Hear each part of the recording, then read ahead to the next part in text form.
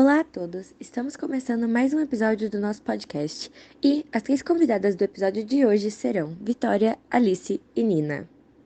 Bom, hoje a gente vai falar um pouco sobre a arte em vários lugares do mundo, começando com a Mesopotâmia.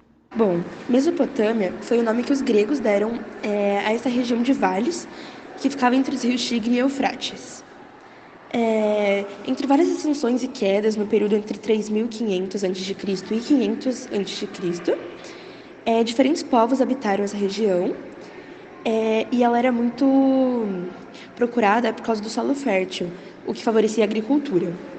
Ao longo dos anos, a Mesopotâmia ela foi habitada por vários povos e tiveram várias derrotas, ascensões, até que chegou no período do Segundo Império Babilônico. Nesse período, eles eram altamente organizados em cidades-estados e esses povos possuíam grandes polos urbanos como sistemas hidráulicos de irrigação e defesa militar organizada.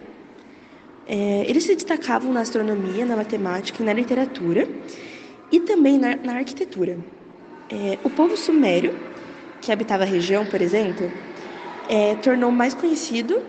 se tornou mais conhecido por construir grandes zigurates. E o que são os zigurates? Os zigurates eram monumentos em forma de pirâmides que eram construídos em patamares superpostos, com acesso ao topo por rampas e escadarias, no qual se localizava um santuário, também usado para a observação de astros. Ou seja, os zigurates eram pirâmides que serviam de santuários, basicamente. Santuários aos deuses. Muito interessante, Vitória! E além disso, uma das sociedades antigas mais importantes foi a do Egito Antigo. Nos períodos próximos da formação e do desenvolvimento da civilização mesopotâmica, outra civilização muito importante começou a se formar, como a Diana já disse, que foi o Egito Antigo. O Egito Antigo e a Mesopotâmia sempre estiveram em contato desde o início, e apesar de manterem características distintas por milênios, eles ainda têm coisas que são parecidas entre os dois. Uma das diferenças entre o Egito Antigo e a Mesopotâmia é que boa parte das produções arquitetônicas do Egito eram voltadas para uma próxima vida, que era segundo a crença da imortalidade, que eles acreditavam. Além dessas, outras manifestações artísticas na antiguidade se mostraram presentes. Um exemplo é a China. Os chineses, em sua cultura, tinham um espaço reservado à espiritualidade, pois acreditavam que em seu túmulo o falecido necessitava de riquezas, objetos da vida e proteção contra os maus espíritos. Por isso, muitos artefatos da antiguidade chinesa foram encontrados em túmulos de imperadores. Inclusive, o famoso exército de terracota foi encontrado em um túmulo, no túmulo do imperador Qin Shi Huang, para ser mais precisa. O exército de terracota foi criado com o intuito de proteger e defender o imperador do mundo espiritual. Não o mundo espiritual, como a cultura prezava. E eles tinham um exército, né? Bom, o exército é extraordinário, pois além da quantidade de soldados, eles se diferem nos detalhes, sendo possível sugerir diferentes patentes ou postos na organização, junto com as características faciais. Acredita-se que os membros, a cabeça e o corpo das estátuas foram moldadas separadamente e, analisando melhor, algumas figuras possuem até traços de tinta colorida, mostrando a riqueza nos detalhes. É realmente impressionante. Agora vamos ouvir um pouco sobre a Grécia Antiga. Bom dia, então. A sociedade grega, ela foi marcada pela tradição oral, e dentro dessa tradição eles repassavam mitos e histórias, e nessas histórias e lendas e mitos que eles contavam, sempre apresentavam aventuras de heróis que tinham uma superação ou um grande ato que era lembrado. Então, o herói ele sempre era aquele que testava os seus limites e se sacrificava, superando as condições humanas. E esses feitos desses grandes heróis, eles se tornavam matéria para várias linguagens artísticas da época. Então, ia desde a poesia até as artes visuais, dança, teatro e música.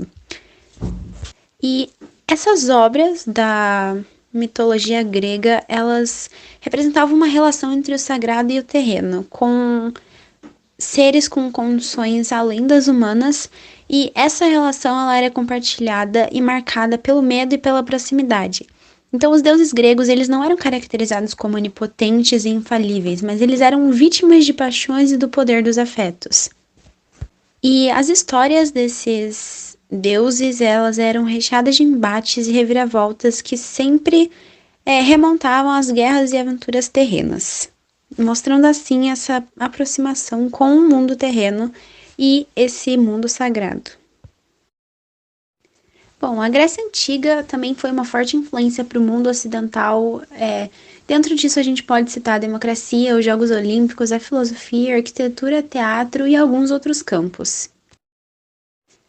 A mitologia grega ela também moldava o caráter civil grego, então os deuses gregos eles não eram representados como seres onipotentes, mas eles eram representados com uma aproximação aos humanos.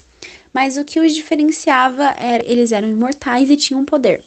E na mitologia grega havia 12 deuses olímpicos que viviam no Alto Olimpo, e a sua supremacia foi consolidada após saírem vitoriosos da guerra contra os titãs, que após isso estabeleceram Zeus, o deus do trovão, como o rei dos deuses e o governante do Monte Olimpo. E na mitologia, além desses deuses do Monte Olimpo, também havia outros deuses e semideuses. A mitologia também ela servia como forma de explicar fenômenos naturais como a vida e a morte. Os seres mitológicos e as forças da natureza possuíam características que hoje usamos como analogia no nosso mundo de vida. Um exemplo seria carregar o mundo nas costas, que é uma alusão a uma pessoa que assume muitas responsabilidades e que ela está relacionada a Atlas, que é um titã condenado por Zeus a realizar tal tarefa. Então, a partir disso, a gente consegue perceber essa influência que a cultura da Grécia Antiga e a mitologia grega tem sobre o nosso mundo atualmente. Outro legado importante da Grécia Antiga também foi a filosofia, não? A filosofia, ela também foi uma parte muito importante da cultura da Grécia Antiga, que tem legados que a gente leva até hoje no estudo da filosofia no mundo ocidental atualmente. Então, a filosofia, ela surgiu como uma tentativa de compreender o mundo e atribuir um sentido por meio da razão e do conhecimento, e rompendo com a crença que os fenômenos naturais e acontecimentos das naturezas eram regidos por deuses. Então, ela passou a focar em questões abstratas e gerais da existência e nos enigmas da condição humana, como a origem, o destino e até o próprio sentido da vida. E os primeiros registros da filosofia são ligados a Tales de Mileto, que foi o primeiro filósofo naturalista, ou seja, que buscava o elemento fundamental do mundo. Para esse filósofo Tales de Mileto, esse elemento era a água. E já o Platão, que é o discípulo de Sócrates, ele ficou conhecido por desconfiar dos sentidos como a fonte de conhecimento do mundo. Então ele criou a teoria das ideias, que é bastante famosa, que na verdade teve bastante impacto na história da filosofia, e ela também inaugurou uma corrente filosófica que se mantém até hoje, que é a corrente filosófica que a gente chama de idealismo. Então, ele mostrou esse idealismo por meio da sua visão sobre as obras de arte, porque ele considerava elas uma imitação da imitação do mundo, e para ele os objetos individuais, eles só existiam de forma perfeita numa condição ideal, no mundo ideal. Bom, então também falando um pouco sobre a arte na Grécia Antiga, a arte foi dividida em 4 períodos, que foi o período arcaico, o período severo, o período clássico e o período helenístico. E a gente pode ver que entre um período e outro houve diversas transformações de estilos artísticos a partir das novas interações do ser humano com o meio. Bom, então o primeiro período, que foi o período arcaico, ele tinha mitos como objeto de representação.